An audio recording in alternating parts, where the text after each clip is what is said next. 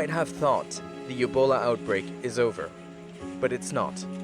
This time, the virus is infecting people in Africa's Democratic Republic of Congo, in an area next to the Ebola River, where the virus was first discovered back in 1976. 41 years on, there's still no cure. Vaccines are still being developed, and people continue to die.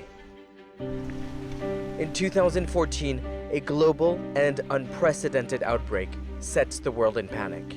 The highly contagious virus spreads from a young boy living in this small village in rural Guinea to across the region and beyond, killing 11,000 people.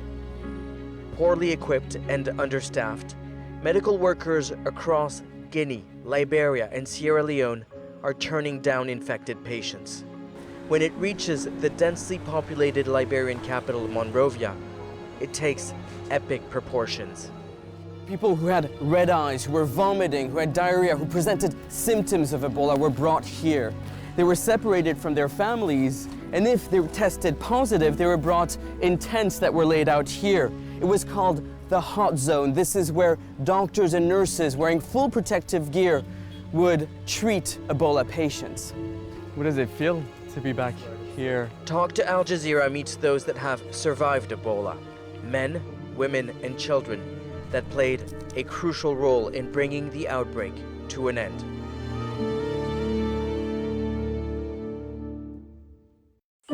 It all started here in December 2013, deep in the forest of Guinea, with this man's son. Scientists call the baby in this picture Patient Zero, the first human to get Ebola in West Africa. For Etienne Umuna, this is Emile, his 2-year-old son who used to love playing football. Scientists suspect Emile got the virus by touching an Ebola-infected bat in the forest. Children here hunt and eat them. Emile passed Ebola to his mother, who passed it on to his sister, who passed it on to his grandmother, and so on, until more than 29,000 people, mostly in West Africa, are infected. The outbreak is out of control. This is the largest and the most severe and most complex Ebola outbreak ever seen in the nearly 40-year history of the disease. No one, even outbreak responders with experience dating back to 1976 to 1995, who have managed those outbreaks, have ever seen anything like it. The number of cases is doubling every 3 weeks. There will soon be more cases in Liberia alone than in the 4-decade history of the disease. Affected countries take drastic measures, closing borders, using the military to impose quarantine over entire neighborhoods. The capital, Monrovia, is on the brink of widespread unrest. Finally, Liberia declares a state of emergency. The government and people of Liberia require extraordinary measures for the very survival of our state and for the protection of the lives of our people. The scale of the epidemic is too much to handle for Doctors Without Borders, also known as MSF, who in the summer of 2014 considers pulling out of Liberia altogether, seeing the danger for their staff and the epidemic spreading fast. The forced isolation of infected Ebola cases and the cremation of dead patients away from their families sow distrust between Western medical staff and Liberians. For Liberians, the treatment centers are a place where you don't come back alive. They believe people come here to die and disappear. And so, for the first time in MSF's history, it calls on the military to intervene. Many of the member states represented here today have invested heavily in biological threat response. You have a political and humanitarian responsibility to immediately utilize these capabilities in Ebola-affected countries. To curb the epidemic, it is imperative that states immediately deploy civilian and military assets with expertise in biohazard containment.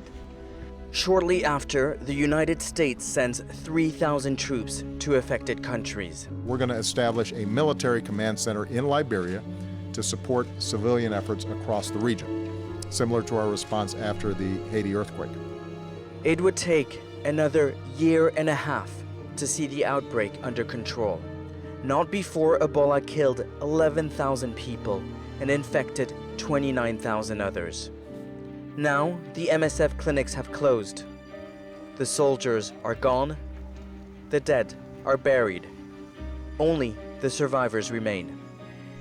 This is Disco Hill, a site where thousands of Ebola victims have been laid to rest, a tribute to those who have fallen battling the virus.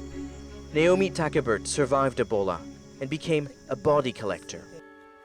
Her job was to convince families to hand over the bodies of the deceased and bring them here for a safe burial.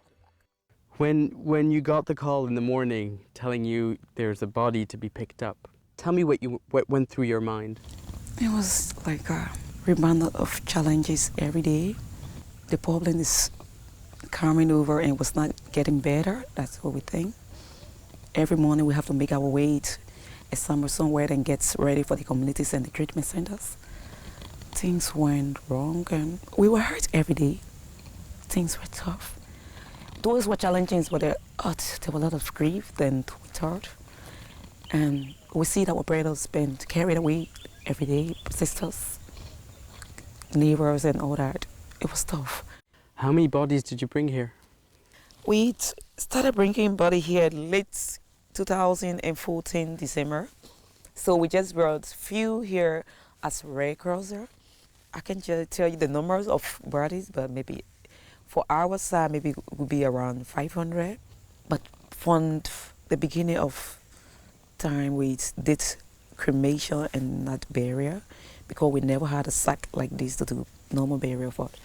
You know, when you went inside someone's home and you saw the body and you took it away from their family, what would you tell those people? We tell them that this person have died and we have to pick up the body. Some will resist that the body is not going. And then we have to do this test, swap the body, and then know whether the body is Ebola positive or not. And from that, we can pick up, disinfect their homes and remove their body. But there were challenges.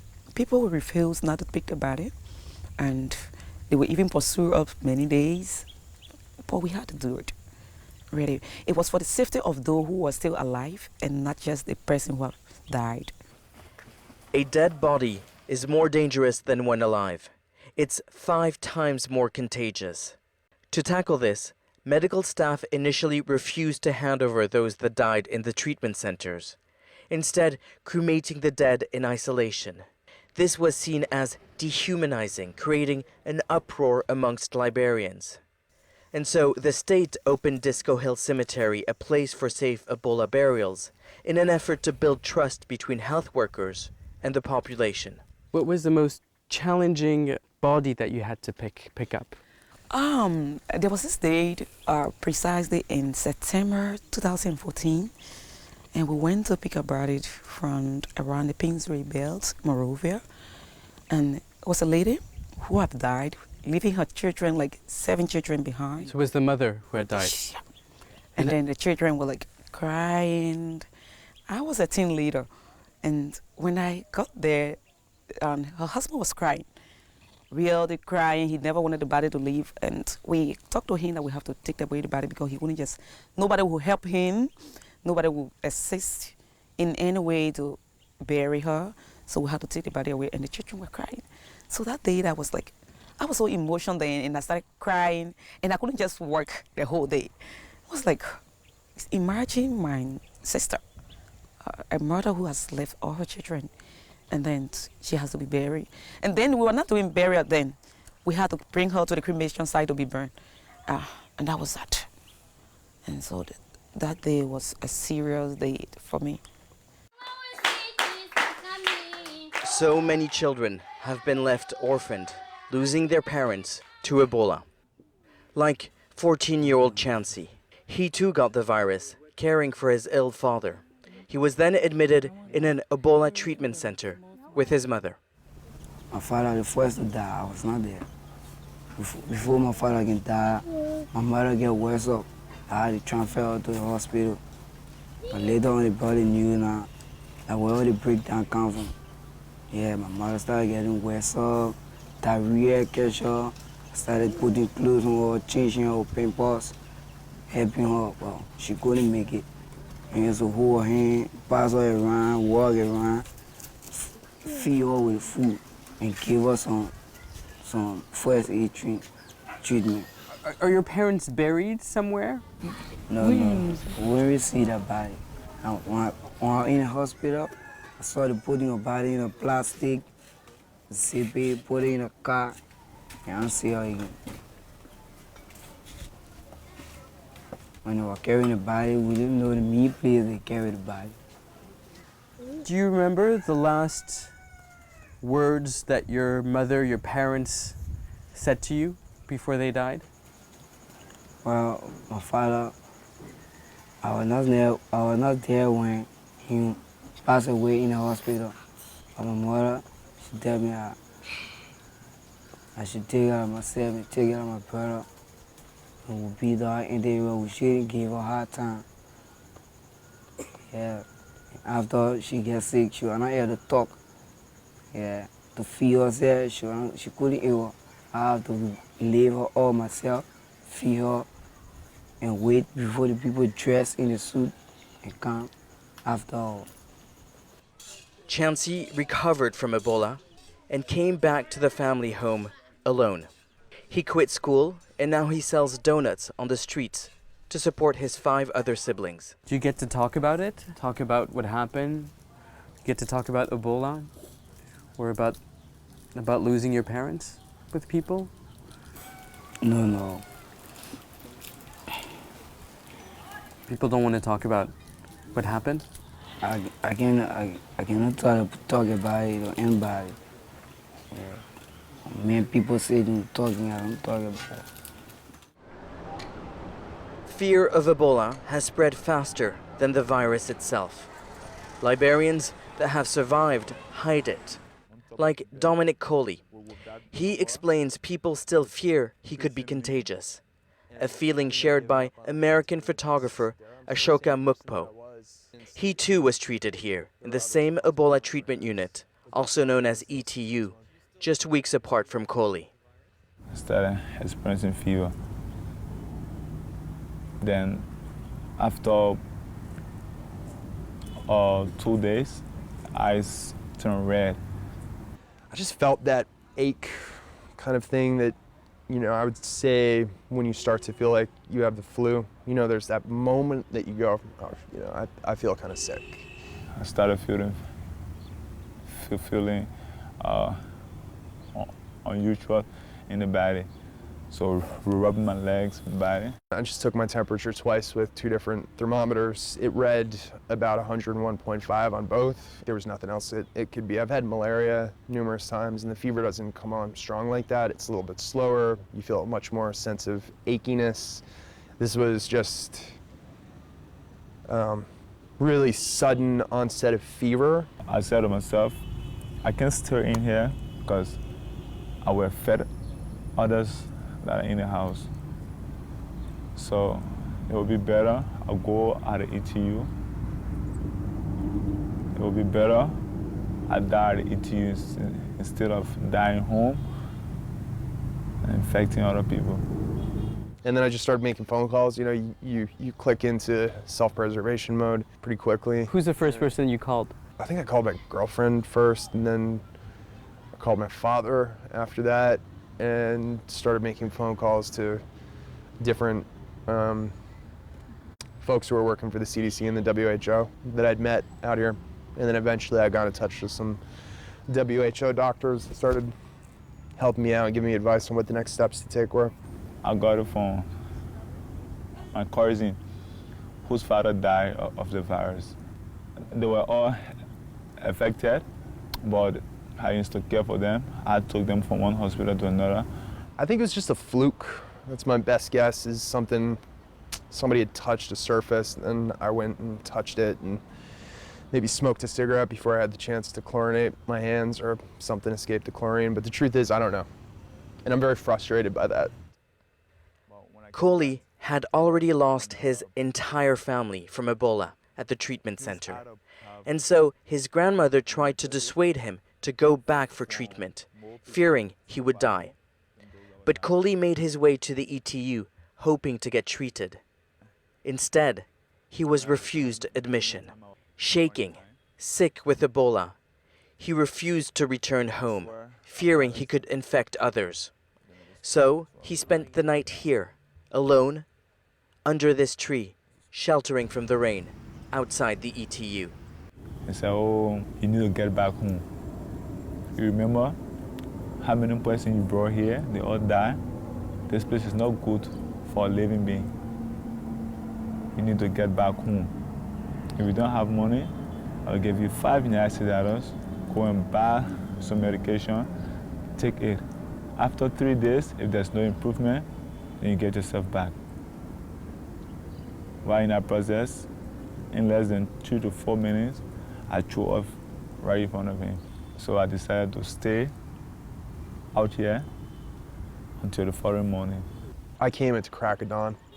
I came so early that there was nobody else waiting for admittance. The first thing that happened is that an MSF doctor who'd seen me filming in the area first ran out, and he was kind of furious. He was like, what are you doing in this area? You know, he was angry at me for being in an area that I wasn't supposed to be in, and I was like, no, I'm supposed to be here.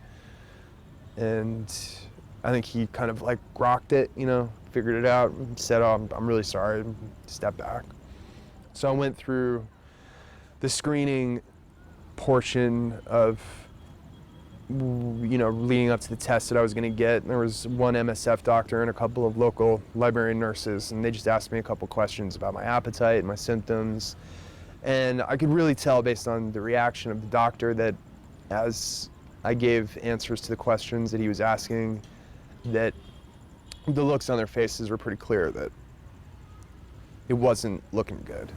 Went to urinate at the back is when I saw my mom's body. It was lying outside of the morgue,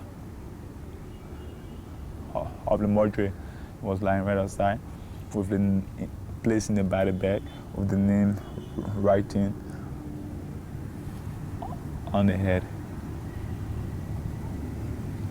I stood up and then I broke down again. When I went back in, I was like unconscious for days. After 2 days of waiting outside, KOLLIE is finally admitted to the ETU to receive treatment. Probably the second full day that I was in the Ebola treatment unit, then I was told that that a jet was going to come to pick me up. At any point, did you feel uncomfortable with the fact that you as an American, as someone who's white, that you had better treatment than people here in West Africa? Yeah, absolutely. I mean, that's a tough question to answer, right? Because on one hand, it's hard for me to say that I can't say that I feel upset that I was given the treatment that I needed to survive. I think it's more of just a feeling of it's not right that I got that, and that the Liberians that I was in this unit with, who I'd pass by their tent and see them dying, and the many survivors that I've made connections with since then, to realize it's not so much that I feel guilty about the privilege that I have. I think it's more I feel a sense of direct personal experience of that I feel troubled that others don't have the same opportunity that I have, if that makes any sense. I definitely think it's not right that Liberians had to kind of suffer with the really difficult conditions and the limited options of treatment that they had. 50 doctors for 4.5 million people. Liberia could not afford to lose any more medical staff to the virus.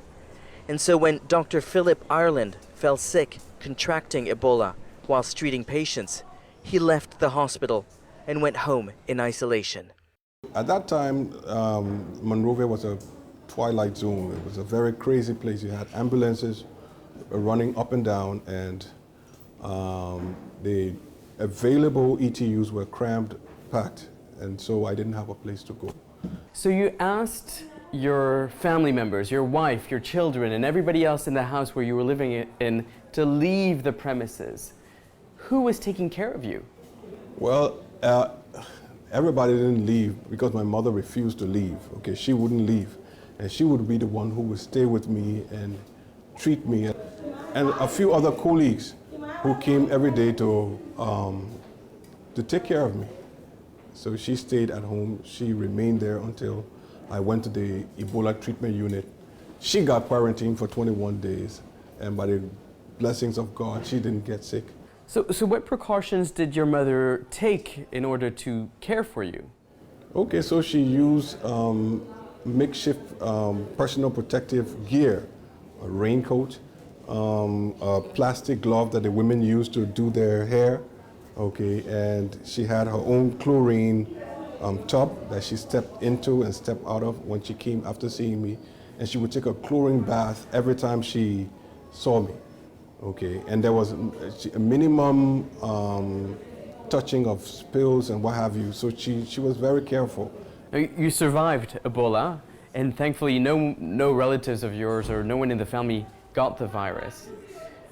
How has the virus changed your life? Now I have been in that position before, and I know how it feels like. So I'm doing everything to see how I can better my patients' conditions the best way I know how. Okay, so that's one of the things. The other thing is, man, what I learned from this experience is that if you have anything to do in life, okay, do it quickly, put your best into it because you don't have time. Okay, I was this close, and I'm taking every bit of my time on earth very, very seriously. Okay, so those are some of the things that happened when I came out. In this hospital where you work, yes, there are some research that are going on finding new ways to treat Ebola, but the outbreak is over. Yes. Is it still affecting Liberians? In a good way, okay. When I say that, I mean that this epidemic in 2014 brought Liberians closer together than I've ever seen in my entire life, okay. Actually, it was a beautiful thing to watch, okay, where you had Liberians who were opposed together, probably politically, along tribal lines or what have you. Everybody came together because you had one thing that was about to take out the entire country, and everybody united under one umbrella and fought it off. It was a beautiful thing to watch, okay. And one of the things I really think that if we get that mindset about everything like education and healthcare and agriculture, we will do very, very well. That's one of the reasons I'm still here. Dr. Ireland continues to work on Ebola. Survivors suffer from neurological pains and aches, which doctors are still trying to understand. In some, the Ebola viral load is still found in semen, and so the virus is also sexually transmitted.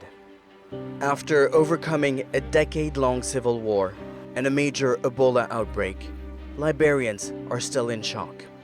The virus has changed customs and society. People are more cautious to shake hands or hug, or even attend funerals. But Ebola has also brought greater trust into the health system, which is finally seen as a government priority. And so, the virus has strengthened Liberians, now better equipped than ever to deal with another outbreak. And it is those lessons learnt that health workers are now using to deal with new Ebola cases in the Democratic Republic of Congo. Ireland, TAGEBERT, and the others saved thousands of Liberians by countless acts of courage, risking their own lives to prevent people from getting sick, and caring for those in need when most people were too afraid to do so, helping one of the world's poorest nations to overcome one of the deadliest viruses mankind has seen in recent history.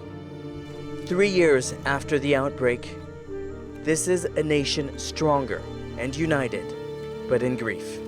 Yes, because these were friends we just couldn't make it from a treatment center or a home. These were colleagues who has left home for treatment and they just couldn't go back home. These were mothers and fathers who have left their children behind and there's no one to care for.